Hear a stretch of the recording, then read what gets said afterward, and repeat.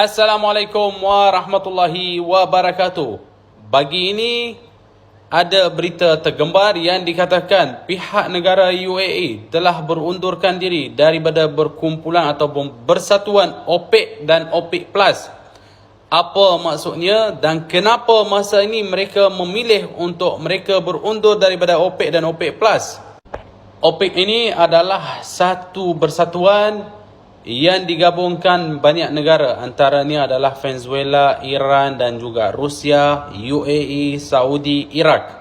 Dan kenapalah UAE memilih untuk berundur daripada OPEC itu dan OPEC Plus? Kerana pasaran mereka dah sedar, pasaran antarabangsa tidak boleh lagi boleh menunggulah ke satu keputusan mengikutkan jualan dan belian minyak. Kerana kita tahu keseluruhan dunia memerlukan minyak.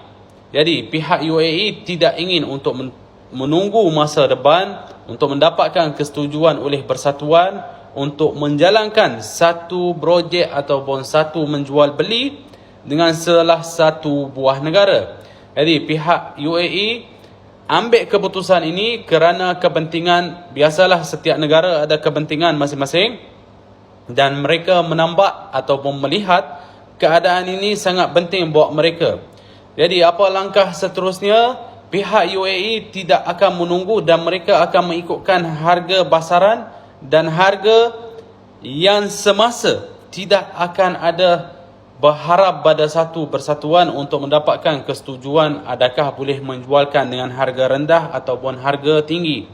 Jadi keputusan adalah di tangan UAE sahaja.